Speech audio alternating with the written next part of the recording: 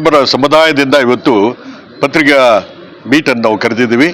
ಕಾರಣ ಮೊನ್ನೆ 3ನೇ ತಾರೀಕಾದ ಸಚಿವ ಸಂಪುಟ ವಿಸ್ತರಣೆ 2ನೇ ಬಾರಿಗೆ ಆಗಿದ್ದು, ಅದರಲ್ಲಿ ಕುರುಬ ಸಮುದಾಯದವರಾದ ಬಾಡಿಗೆ MLA ಅವರಾದ ಬಸವರಾಜ ಶಿವಣ್ಣ ಅವರ ಲಿಸ್ಟಲ್ಲಿದ್ದರು ಅಂತ ಗೊತ್ತಾಯ್ತು ನಮಗೆಲ್ಲ. ಹೀಗಾಗಿ ನಾವೆಲ್ಲ ಬೆಂಗಳೂರು ಹೋಗಿದ್ವಿ. ನಾಗೇಂದ್ರವ್ರು ಆಗ್ತಾರೆ, ಹಾಗೆ ನಮ್ಮ ಬಸವರಾಜ ಶಿವಣ್ಣವ್ರು ಆಗ್ತಾರೆ ಅಂತ ಹೇಳಿ. ಆದರೆ ನಮಗೆ ಮಧ್ಯದಲ್ಲೇ 12 ಗಂಟೆಗೆ ನ್ಯೂಸ್ ಬಂದಿದ್ದು ಗಾಯತ್ರಿ ಶಾಂತಗೌಡ ಅಂತ ಹೇಳ್ಬಿಟ್ಟು ಅನೌನ್ಸ್ ಆಯಿತು. ನಾವು ಅವ್ರಿಗೆ ಫೋನ್ ಮಾಡಿ ಕೇಳಿದಾಗ ಅವರಿಗೆ ಗೊತ್ತಿಲ್ಲ ಇದು ಯಾರು ಷಡ್ಯಂತ್ರದಿಂದ ಆಗಿದೆಯೋ, ಯಾರು ಹುನ್ನಾರದಿಂದ ಬದಲಾವಣೆ ಆಗಿದೆ ಇದು ಗೊತ್ತಿಲ್ಲ. ಇದು ಆಮೇಲೆ ಸಿದ್ದರಾಮಯ್ಯಗೆ ತಿಳಿದು ಬಂದ ನಂತರ ಅವ್ರು ಕೇಳಿದಾಗ ಹೈಕಮಾಂಡಿಗೆ ಚಾರ್ಜ್ ಮಾಡಿ ಅವರು, ನೀವು ಯಾವುದೇ ಕಾರಣಕ್ಕೆ ನೀವು ಗಾಯತ್ರಿ ಶಾಂತಗೌಡ ಮಾಡಬಾರ್ದು, ನೀವು ನಮ್ಮ ಬಸವರಾಜ ಶಿವಣ್ಣನ ಹೇಳಿ ಬಂದಿದ್ದೆ, ಯಾಕೆ ಮಾಡಿಲ್ಲ ಅಂತ ಹೇಳ್ಬಿಟ್ಟು ಸಿಟ್ಟಾಗಿ ಅವ್ರು ಇವನ್ನು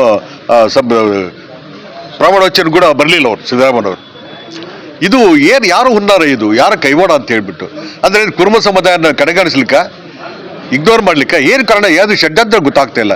ಈಗ DK ಶಿವಕುಮಾರ್ ಆಗಲಿ ಸುರ್ಜೇವಾಲ ಆಗಲಿ ಯಾಕೆ ಮಾಡಿದ್ರಿ ಇದನ್ನ? ಬಸವರಾಜ ಶಿವಣ್ಣ ಹೆಸರಿದ್ದದ್ದು ಯಾಕೆ ತೆಗೆದಾಕಿದ್ರಿ ನೀವು? ಸಿದ್ದರಾಮಯ್ಯರಾದ ಹೈಕಮಾಂಡ್ ಲಿಸ್ಟಲ್ಲಿ ಇದ್ದಿರಲ್ಲ, ಅವರು ಒಬ್ಬ ಸಮಾಜದ ಕಾಂಗ್ರೆಸ್ ಮುಖಂಡರು, ಅವ್ರಿಗೆ ಗೊತ್ತಿಲ್ಲ ನೀವು ಹೆಂಗೆ ಬದಲಾವಣೆ ಮಾಡಿದ್ರಿ? ಇದರ ಹಿಂದೆ ಎಲ್ಲ ಏನು ನಿಮಗೆ ಯಾವ ಕಾರಣ ನೀವು ಬದಲಾವಣೆ ಮಾಡಿದ್ರಿ? ಅಂದರೆ ಕುರುಬ ಸಮಾಜಕ್ಕೆ ಅನ್ಯಾಯ ಮಾಡಿದಾಗೆಲ್ಲ ಇಡೀ ಕಲ್ಯಾಣ ಕರ್ನಾಟಕಕ್ಕೆ, ಉತ್ತರ ಕರ್ನಾಟಕದ ಭಾಗದಲ್ಲಿ ಯಾರೂ ಇಲ್ಲ. 3 ಜನ MLA ಮಾತ್ರ ಇದ್ದಾರೆ. ಇಲ್ಲಿ ಕೊಪ್ಪಳದಲ್ಲಿ ರಾಘವೇಂದ್ರ ಹಿಟ್ನಾಳ್ ಇದ್ದಾರೆ, ಬ್ಯಾಡಗಿ MLA ಬಸವರಾಜ ಶಿವಣ್ಣನವರು ಇದ್ದಾರೆ, ಹೊಸದುರ್ಗದಲ್ಲಿ ಗೋವಿಂದಪ್ಪ ಇದ್ದಾರೆ. ಇವ್ರಿಗೆ ಯಾರಿಗೆ ಒಬ್ಬರು ಮಾಡೋದಾಯ್ತು ತಾವು? ಈಗ 20 ಜನ ಅಂತ ತೀರ್ಮಾನ ಮಾಡಿ 20 ಜನಕ್ಕೆ ಅಪ್ರೂವಲ್ ತಗೊಂಡ್ಬಂದು 10 ಜನಕ್ಕೆ ಮಾತ್ರ ಮಾಡಿದ್ದೀರಿ. ಅದು ಸಿದ್ದರಾಮಯ್ಯ ಅವರು ಶಾಂತಗೌಡ ಯಾವುದೇ ಕಾರಣಕ್ಕೆ ಮಾಡಬೇಡ ಅಂತ ಹೇಳಿದ್ಮೇಲೆ ಕ್ಯಾನ್ಸಲ್ ಆಯಿತು. ಮತ್ತು ಅವತ್ತೇ ಅವ್ರು ಕ್ಯಾನ್ಸಲ್ ಆದಮೇಲೆ ಯಾರಿಗೊಬ್ಬರು ಕುರುಬರಿಗೆ ಕೊಡ್ಬೋದಾಯ್ತಲ್ಲ.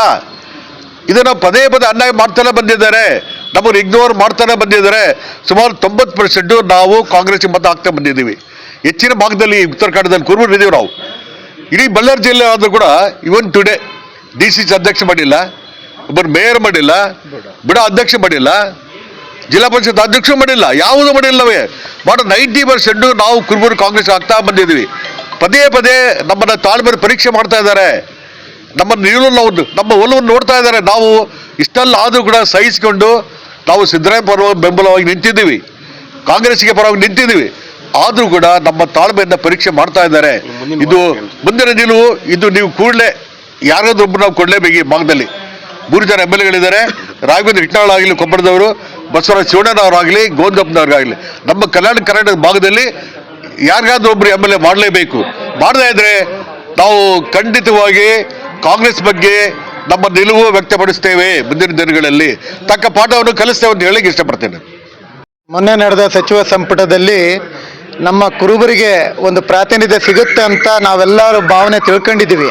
ಆದರೆ ಈ ಸರ್ಕಾರ ನಮ್ಮ DK ಶಿವಕುಮಾರ್ ಸಾಹೇಬರು ಮುಖ್ಯಮಂತ್ರಿ ಆದಮೇಲೆ ಕುರುಬರಿಗೆ ನ್ಯಾಯ ಒದಗಿಸ್ಕೊಡ್ತಾರಂತಂದರೆ ಒದಗಿಸ್ಕೊಡ್ಲಿಲ್ಲ.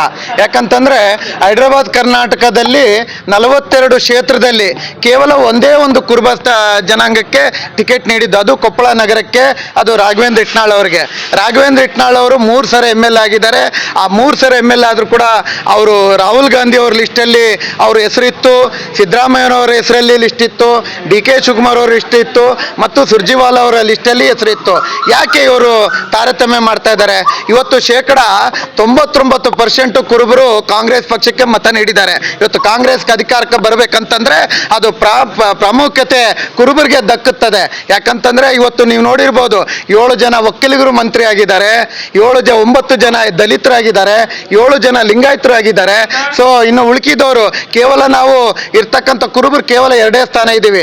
ಬಹುಶಃ 224 ಕ್ಷೇತ್ರದಲ್ಲಿ ನಾವು ಗೆದ್ದಿರ್ತಕ್ಕಂಥವ್ರು 14 ಜನದಲ್ಲಿ ಕನಿಷ್ಠ ಪಕ್ಷ ಒಂದು 5 ಜನನಾದರೂ ಮಂತ್ರಿಯನ್ನ ಮಾಡ್ಬೋದಾಗಿತ್ತು. ಆದರೆ ಇವತ್ತು ಹೈದರಾಬಾದ್ ಕರ್ನಾಟಕ ಆಗಿರ್ಬೋದು, ಉತ್ತರ ಕರ್ನಾಟಕ ಆಗಿರ್ಬೋದು, ಮಧ್ಯ ಕರ್ನಾಟಕ ಆಗಿರ್ಬೋದು, ಇವತ್ತು ಅನುಭವಿ ಇನ್ನೋರ್ವ ಏನು ನಮ್ಮ BG ಗೋವಿಂದಪ್ಪನವರು ಹೊಸದುರ್ಗದವರು 6 ಬಾರಿ ಶಾಸಕರಾಗಿರ್ತಕ್ಕಂಥವ್ರು, ಅವ್ರಿಗಾದರೂ ಕೊಡ್ಬೋದಾಗಿತ್ತು. ಯಾಕೆ ಕಡೆಗಣಿಸ್ತಾ ಇದ್ದಾರೆ? ಕುರುಬರು ಅಂದರೆ ನಿರ್ಲಕ್ಷ್ಯ ಮಾಡ್ತಾ ಇದ್ದಾರೆ. ಇದೇ ಕಾಂಗ್ರೆಸ್ ಹೈಕಮಾಂಡ್ ಇವತ್ತಿಗೂ ನಾನು ಯಾಕೆ ಹೇಳ್ತಾ ಇದ್ದೇನೆ ಅಂದರೆ, ಇನ್ನೂ ಕಾಲಾವಕಾಶ ಇದೆ, ಒಂದು ಸಚಿವ ಸ್ಥಾನ ಬಾಕಿ ಇದೆ, ಅದನ್ನು ಕುರುಬರಿಗೆ ನೀಡಬೇಕು. ಅದು ಕುರುಬರಿಗೆ ಆದರೆ ಅಂತಂದರೆ ನಮ್ಮ ಕಲ್ಯಾಣ ಕರ್ನಾಟಕದ ರಾಘವೇಂದ್ರ ಹಿಟ್ನಾಳ್ ಅವರಿಗೆ ಕೊಡಬೇಕಂತೇಳಿ ನಮ್ಮೆಲ್ಲರ ಹಕ್ಕೋತ್ತಾಯ ಇದೆ. ಸೊ ದಯವಿಟ್ಟು ಈ ಕಾಂಗ್ರೆಸ್ ಪಕ್ಷ ಸರ್ಕಾರ ಆಗಿರ್ಬೋದು, ಹೈಕಮಾಂಡ್ ಆಗಿರ್ಬೋದು, ಕುರುಬರಿಗೆ ನ್ಯಾಯ ಒದಗಿಸ್ಕೊಡ್ಬೇಕಂತಕ್ಕಂಥ ಮಾತನ್ನು ನಿಮ್ಮ ಮಾಧ್ಯಮದ ಮುಖಾಂತರ ನಾನು ಹೇಳಲಿಕ್ಕೆ ಇಷ್ಟಪಡ್ತೀನಿ. BM ಪಾಟೀಲ್, ಬಳ್ಳಾರಿ.